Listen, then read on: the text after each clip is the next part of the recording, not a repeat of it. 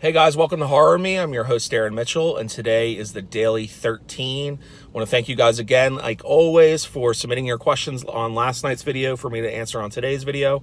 And I was really pleasantly surprised. You guys asked me a ton of questions on last night's video, so I'm just going to get to them for you today, right this second. So the first question I was asked were, what are some of my more recent films that I've liked? Basically, what are the newer movies that are out that I've really enjoyed? I'm trying to think of some ones that stood out to me that have come out that I've actually thought were really, really well done. One of them was Summer of 1984. I thought that was really cool. I also really liked the ending. Also, I really liked The House That Jack Built. I thought that was a really well done film, really interesting, very unique. Both those movies are very, very unique. So they're the first ones that kind of popped in my head when I was thinking about that question. Next question I got was my favorite Linnea Quigley film. I would say hands down my favorite Linnea Quigley film would probably be Sorority Babes and the Slime Bowl-orama. I really liked her in that, how she was like a thief. She was almost like a trash character, like in Return of the Living Dead. But I really enjoyed that film. I thought she was badass in that movie. I'm not really a big Linnea Quigley fan, but that one definitely stood out to me. What do I think of new horror films today and kind of like the way they've been? I'll be honest with you, I'm not a huge fan of pretty much everything that comes out as of recently. I would say like the last 10 years. There hasn't really, in my mind, been very good movies coming out. I feel like they're all pretty much the same thing, just kind of redone with a different scenario, but the structure of the film is always the same with like the climax. And then we have the protagonist and antagonist. It's just like, it just seems like Hollywood has gotten so lazy that they just pump money at stuff and they don't care about the narrative at all.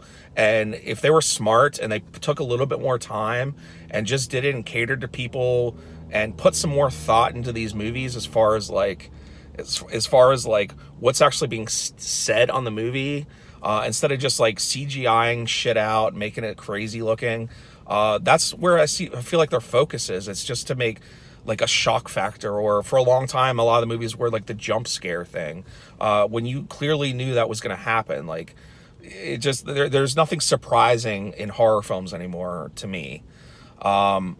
If I'm being honest, I think that a lot of these directors that do these horror films, even like I forget the guy's name who did the new It film, like that It Part 2 sucked. I mean, it was bad.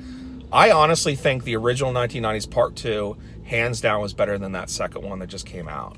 But if they just sat down and took notes on just that Joker movie that came out, the reason why that movie is so successful and the reason why everyone loves it, that it doesn't even like those types of genres of movies, is because they took their time with it. They made a movie that actually invoked emotion, and the narrative of the film was excellent. I just feel like they need to learn from that movie and see what that movie did and try to translate that into the genre of horror. I really think that if they did that, they would have a lot more success and a lot more people showing up and buying tickets in the movie theater. Up next is someone asked me what's something that I want to check off my bucket list. Something I've always wanted to do is skydive. I've been offered to do it multiple times over the years with some friends, and I've always backed out just because I am scared of heights, but I do want to skydive at some point. Somebody asked me, do I set a budget when I go shopping with like doing toy hunting and stuff like that? I try to do a budget.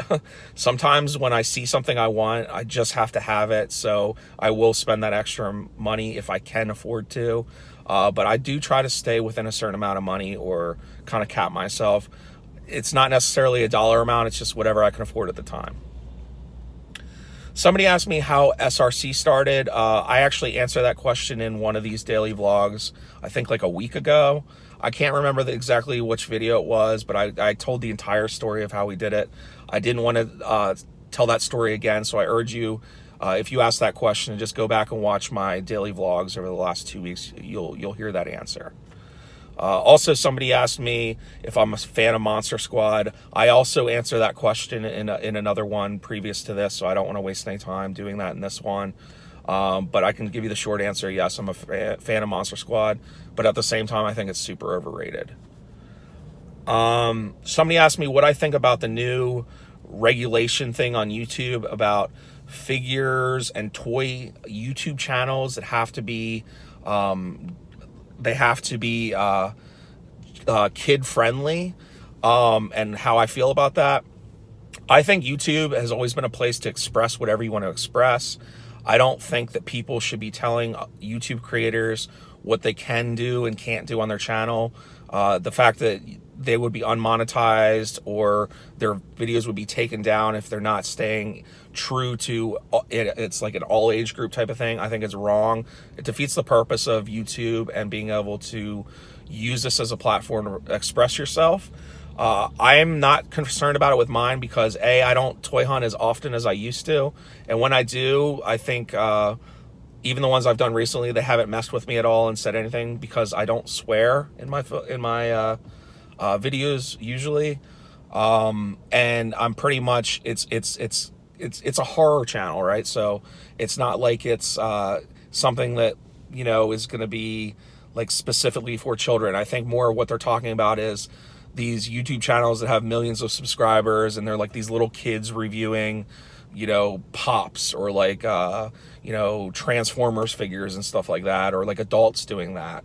I think once they go outside of them actually talking about kids or bringing up issues within those videos that aren't related to what they're talking about is the people that are getting in trouble for this sort of thing. So I haven't been messed with yet. So I will get back to you if they end up starting to say stuff about my videos. But as of right now, I haven't had any issues. Somebody asked me what my favorite is, Coke, Pepsi, or Dr. Pepper. That is going to be hands down Dr. Pepper. I'm a diehard Dr. Pepper fan. And out of those three, there's no way I wouldn't choose that. I actually really like flavored Dr. Peppers too. A lot of times if I'm going to get a Dr. Pepper at like a fountain soda spot, I'll add the like shot of vanilla on it too. I really like vanilla Dr. Pepper. Somebody asked me what's the cheesiest 80s horror movie I've ever seen. That's a tough one. I've seen so many. Cheesiest 80s horror movie. I don't know. Any trauma film. Any trauma film that was based in the 80s is always cheesy. There isn't a specific one I would say is the cheesiest I've ever seen because there's just been so many. It'd be hard for me to choose a single one. Then somebody asked me what's going on with Hot Cheetos and Blood and what we're doing with that. We're still kind of talking about that. We've kind of all taken a break from it. I know we haven't put up a lot of stuff and that channel has been pretty quiet for a while. We're kind of just determining if it's even something that we want to continue doing.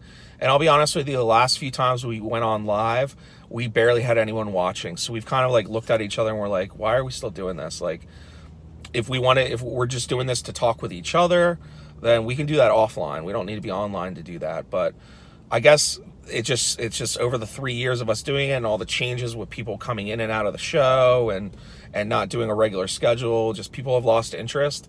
So I just don't think we're going to continue it. At this point in time, we have no plan on continuing that show. So if you were wondering about that, I think that the HCAB is officially dead, in my opinion. So those were the questions I got today. Again, nice little grouping of questions. So I want to say thanks, guys, for tuning into this. Again, submit your questions on this video for tomorrow's video. And make sure you guys hit the bell notification and subscribe to the channel if you haven't. And I will see you guys tomorrow.